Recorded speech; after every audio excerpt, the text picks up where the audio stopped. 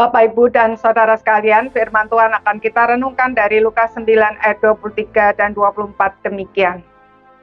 Katanya kepada mereka semua, setiap orang yang mau mengikut aku, ia harus menyangkal dirinya, memikul salibnya setiap hari, dan mengikut aku. Karena barang siapa mau menyelamatkan nyawanya, ia akan kehilangan nyawanya. Tetapi barang siapa kehilangan nyawanya karena aku, ia akan menyelamatkannya.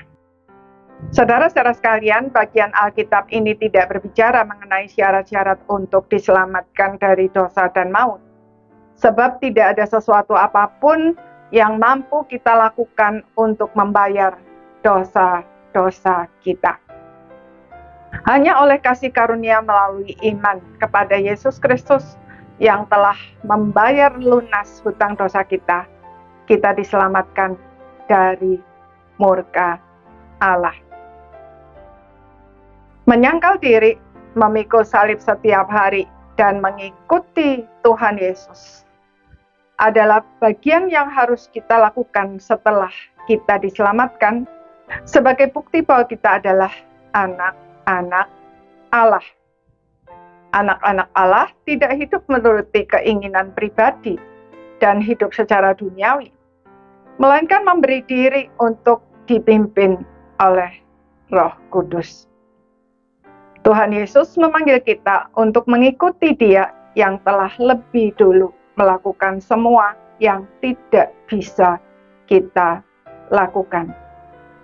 Jadi, perintah ini bukan dimaksudkan sebagai tuntutan yang memberatkan, melainkan justru panggilan yang membuat orang percaya yang melakukannya benar-benar merdeka.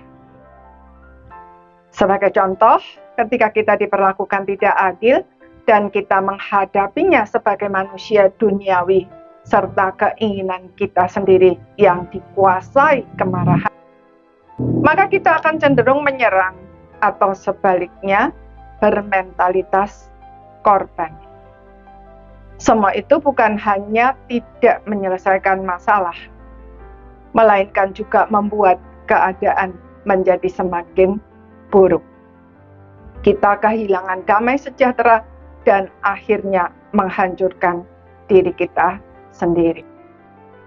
Sebaliknya, jika kita menghadapinya sebagai manusia baru yang telah menyerahkan diri untuk dipimpin Roh Kudus, maka kondisi tersebut justru menjadi momen untuk bertumbuh.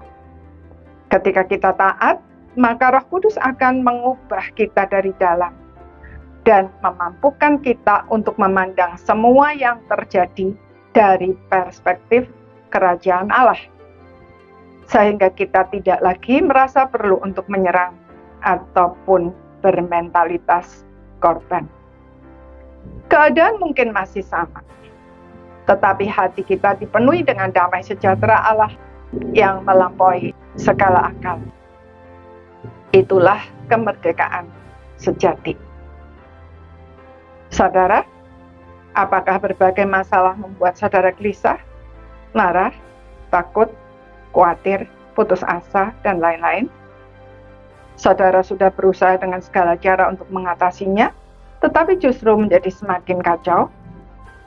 Itulah tanda bahwa saudara sedang menghadapinya dengan kekuatan sendiri sebagai manusia lama yang dikuasai kedagingan. Karena itu, berhentilah. Tenangkan hati dan datang kepada Tuhan Yesus.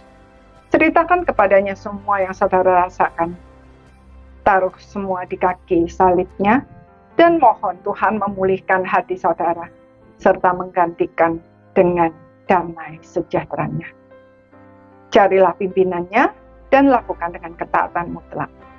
Maka saudara akan mengalami Tuhan mengubah saudara dari dalam, mengubah pola pikir, dan memampukan saudara melihat semua itu dari sudut pandang Tuhan, sehingga saudara dapat menikmati hidup di dalam kemerdekaan sejati.